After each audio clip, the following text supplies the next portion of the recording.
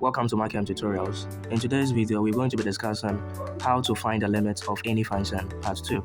Already we've discussed part 1, so if you are just joining the channel, I want you to go search for the part 1 of how to find the limits of any function.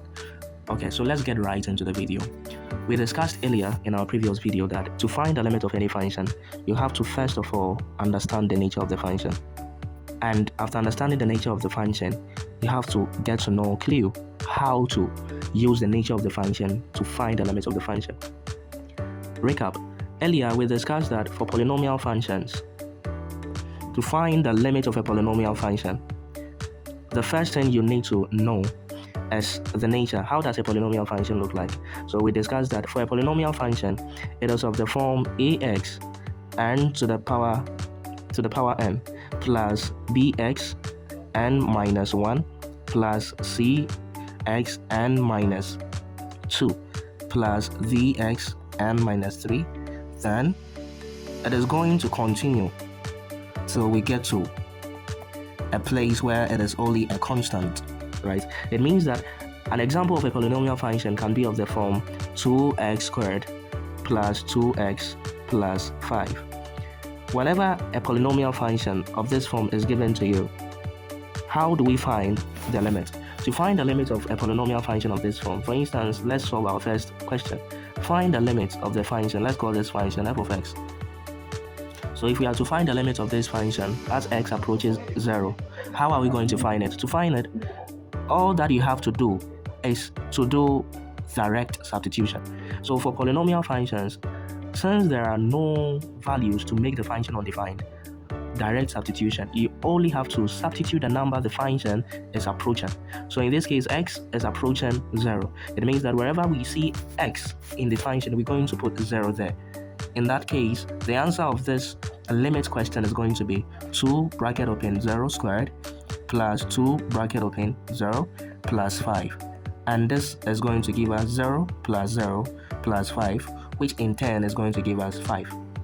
So in conclusion, for all polynomial functions of this structure, to find the limit as x is approaching any value of a polynomial function, all that you have to do is direct substitution. So the clue is to do direct substitution, right? So that is it for polynomial functions. Now let's move on to another type of function. To find out more on questions of the structure, we've covered that in our first video. So let's move on to the next one. We also discussed that another type of function that you should look into is rational functions. And for rational functions, it is a function of the form r of x is equal to p of x divided by a q of x, where the q of x is not equal to 0. Okay. So in that case, it means that a rational function is having both the numerator and the denominator also equally being functions. In this case, how do you solve such a question? To solve such a question, the motivation is this. You have to simplify the numerator, right? You have to simplify the numerator in most cases, in a sense that the numerator becomes an expression that contains the denominator. So the numerator can become a function of the form m of x and q of x. So the numerator becomes a function that contains the denominator so that they can cancel out. That is to say that at the long run, you're going to have r of x being equal to p of x. P of x is now m of x. That is a multiplication of two new polynomials, right? Separate polynomials, but it contains the denominator. So that at the long run, we can do a cancellation of q of x, also cancelling q of x. So let me explain this more using an example. For instance, if you are given a question of this form, find the limit as x approaches 5 of the function x squared minus 6x plus 5, all divided by x minus 5. How are you going to solve this question? Give the video a pause if you watched the first video and give it a try. Welcome back. So if you are solving this question, this is what you're going to do. First of all, you have to expand the numerator, because definitely there is going to be an expression of the denominator also in the numerator, right? So this is what we're going to do. Solution. again, you can see that when we do direct substitution, it is not going to work because we end up having the denominator being a 0 and the numerator also being a 0. Do you get it? So it is not going to work. So then the only thing that is going to make this work is to expand the numerator, right? How do we expand the numerator? Working this out, we know that this is x squared minus 6x plus 5. We look for two numbers that when we multiply, we're going to get the constant term, negative 5 and negative 1. Do you get it? Those are the two numbers that are going to work. So in solving this, we need negative 5 and negative 1 to solve this question. So then we're going to have x squared minus 5x minus x plus 5. Then we factorize the x out, we're going to have x minus 5. The negative 1 out, we're going to have x minus 5. So in all, we're going to have x minus 1, then x minus 5. Good. So what does it mean? It means that the numerator can be written as this. Do you get it? Good. So let's copy our function from the side. Then copy, we paste it here. Okay.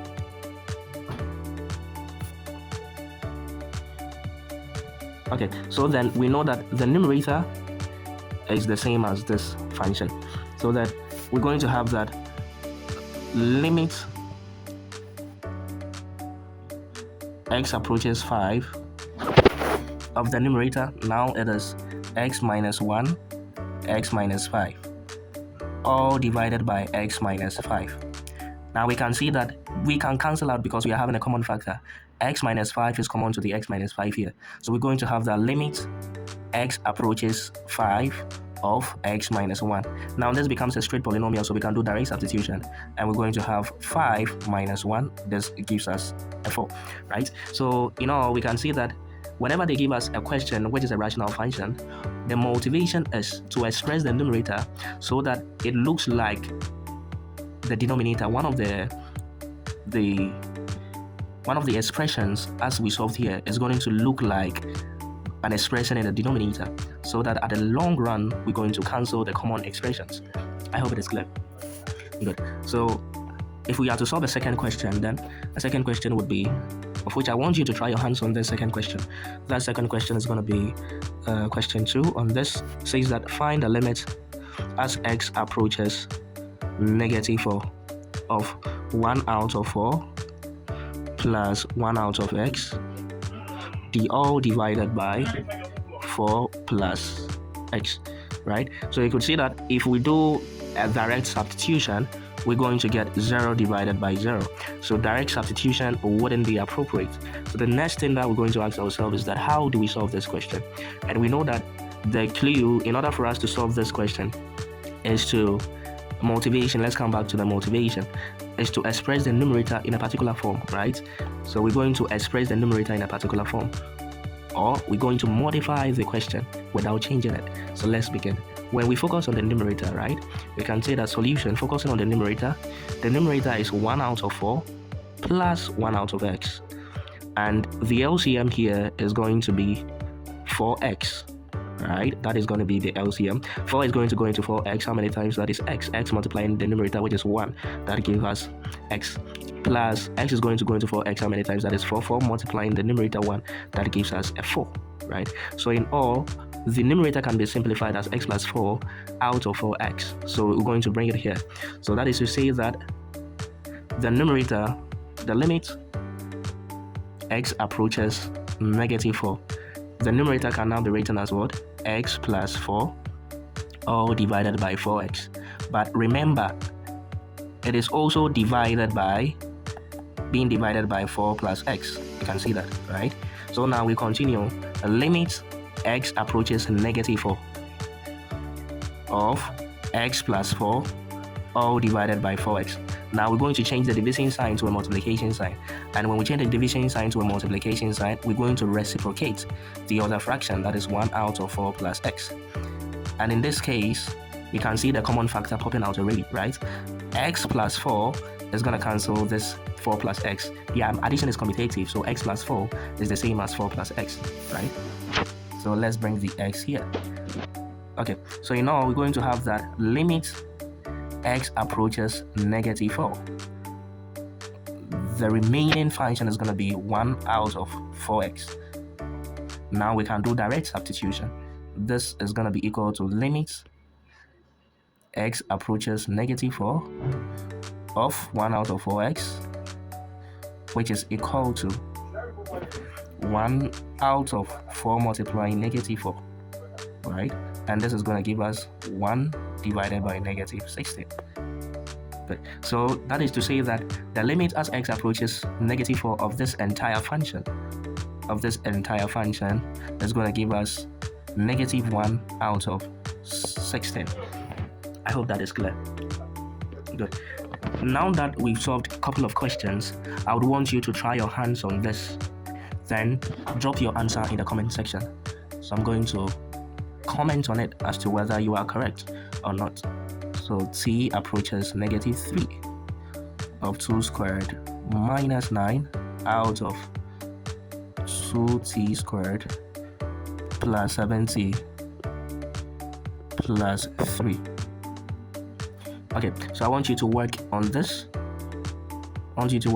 Then and leave your answer in the comment section. Then I'm going to talk about it. But some of the cues, if it is difficult to solve, think of this as difference of 2 squares, right? Difference of 2 squares, and expand this. This is a quadratic trinomial. So expand this, then that will be it, right? You could see that some of the terms are going to cancel out.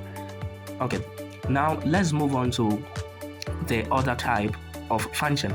So far so good. We've discussed that in order for you to solve the limits of any function, first of all, you have to understand the nature of the function. So we've discussed the nature of a rational function, we've discussed the nature of a polynomial function, and we got to know that the nature of a polynomial function is by solving it using this approach, that is direct substitution for all polynomial functions.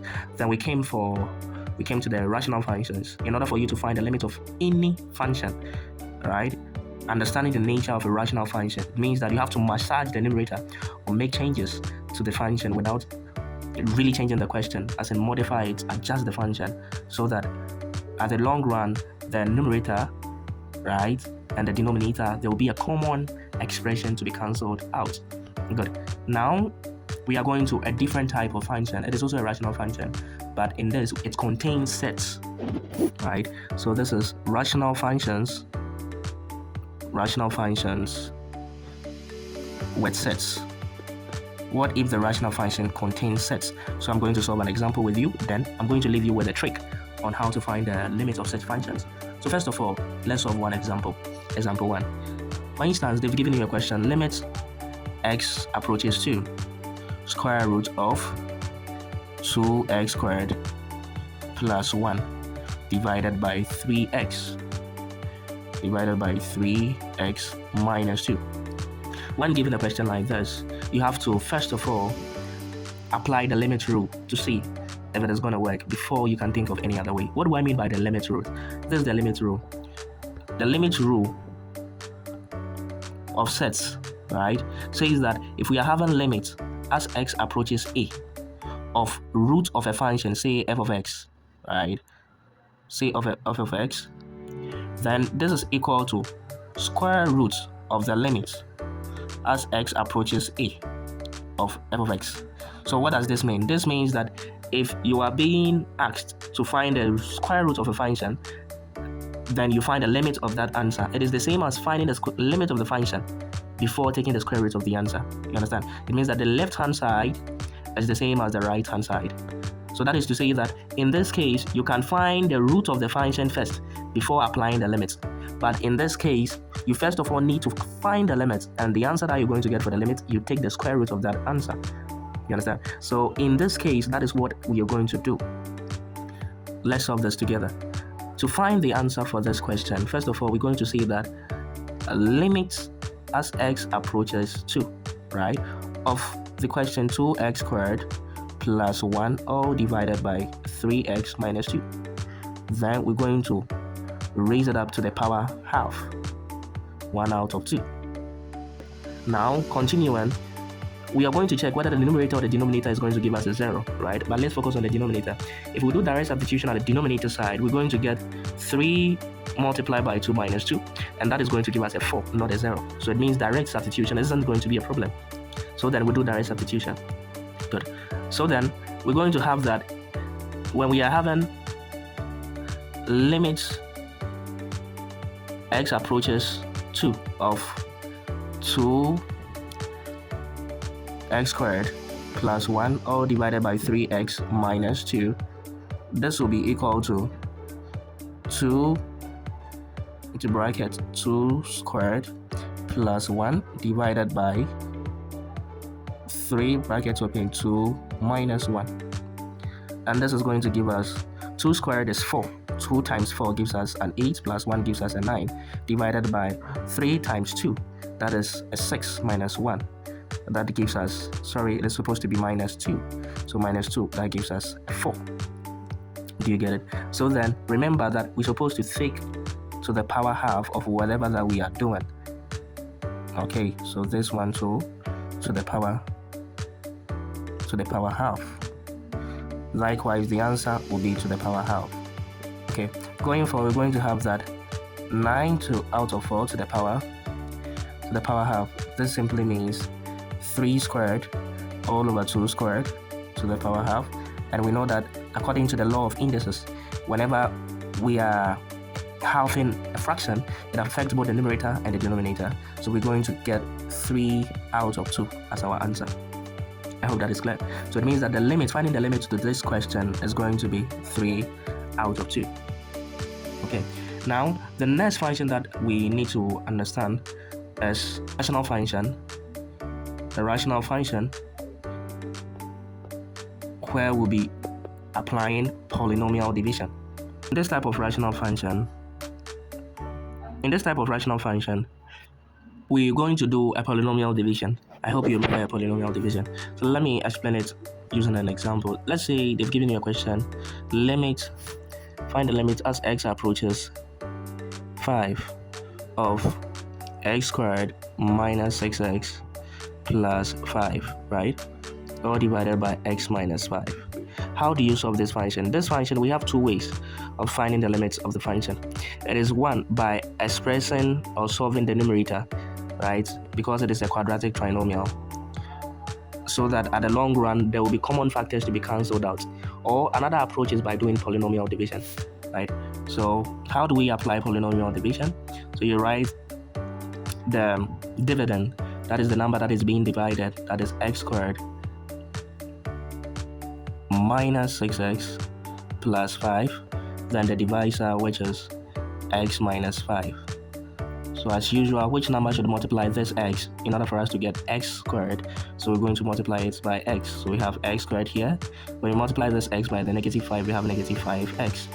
Then we subtract. We're going to get x squared minus x squared gives us a 0. This is going to give us negative. We're having a negative here, but a negative here. So when we do the multiplication, it's going to be what? A positive. So that is negative 6x here plus the 5x. That gives us a negative x, right? A negative x. Then we bring down the 5 here. Good. Now we want to get a negative x, so it means that we have to do minus 1 here, right? Multiply by a negative number, so that at the long run, when we do the multiplication, we're going to get a negative x here. Then we multiply through, we get a positive 5. So in all, when we are doing the subtraction, we're going to see that it's going to give us what? A 0. And what does this imply? It implies that x squared minus 6x plus 5, right? Since we had a remainder of 0, it is the same as we multiplying x minus 5 and x minus 1 together. You understand? Good. So then what are we going to do? So we go back again. In place of x squared minus 6x plus 5, we're going to put the answer that we had here. We're going to put it there, right? So it means that this now becomes a limit x approaches 5. The numerator is now x minus 5, x minus 1, x minus 5 into brackets x minus 1, all divided by x minus 5. Now we cancel out the common factors, that is x minus 5, x minus 5. Now the limit becomes limit x approaches 5, x minus 1. Since this is a straight polynomial, we can do direct substitution, and this is going to give us 5 minus 1, which gives us a 4. So this is where we're going to bring today's presentation to an end. And in today's presentation, we covered some questions that we couldn't cover in the part 1 of our video. And the key things that I want you to understand is that to find the limits of any function, you have to understand the nature of the function and you have to know the clue. The clue is what I'm providing or what I'm giving to you. So for straight polynomials, you have to understand that you have to do direct substitution. If the function is a straight polynomial, that is a function of the kind this, what is in the circle. And for rational functions, it means that you have to modify the function such that there will be a common factor or expression both in the numerator and the denominator. And we having types of rational functions. We having the ones that are having both the numerator and the denominator being a polynomial, and we having the ones that the numerator and the denominator are sets. It involves sets. So this is a rational function that involves sets, right? And we're having a rational function that involves polynomial division. And one last thing that I will discuss before I move: the rational functions that involve sets, right? There's another kind. For instance, if you are given a question of this form, find the limit as x approaches 1 of x minus 1 divided by root of x minus 1. In order for you to solve this, remember that we want to find the limit. Direct substitution is going to give us 0 divided by 0. So in order for us to solve this question, we have to multiply the numerator and the denominator by the conjugate of the denominator, right? So to multiply it by the conjugate of the denominator, this is what it means. Conjugate means simply change the sign. If it is a positive, right, the sign between these two guys. If it is a positive, it is going to be a negative, and if it is a negative, it's going to be a positive. So in changing that, that is going to be x root of x plus 1 divided by root of x plus 1, right? Then don't be quick in multiplying the numerator. Don't be quick in multiplying the numerator. So this is what it means. It means that this becomes limit x approaches 1. You write them in a bracket. Don't be quick to expand it. Plus 1. Then the denominator, because we are having a root x here, then we are having a 1 here, and root x here and a 1 here. The only difference is the signs. And remember that when we have a plus b in one bracket and a minus b in another bracket, this simplification gives us a squared minus b squared. That is difference of two squares. So it means in order for us to multiply the two terms, we just have to multiply the first term minus the multiplication of the second term. So we're going to have that limit x approaches 1 of x minus 1 of root of x plus 1 divided by x minus 1. Clearly, the reason why I said that you do not have to be in a haste to multiply the numerator is because you wouldn't be able to see the common expression, that is x minus 1, if you expand the numerator. So in most cases, just group it in the bracket, don't expand it yet until you've seen the expression that is the denominator is going to give, or the denominator is going to give us when we simplify. I hope that is clear. So this now gives us limit x approaches 1 of root x plus 1, and this is going to give us a 2. I hope that is clear. So this is where we bring the video to an end. Remember to like, subscribe, and to share. See you in my next video.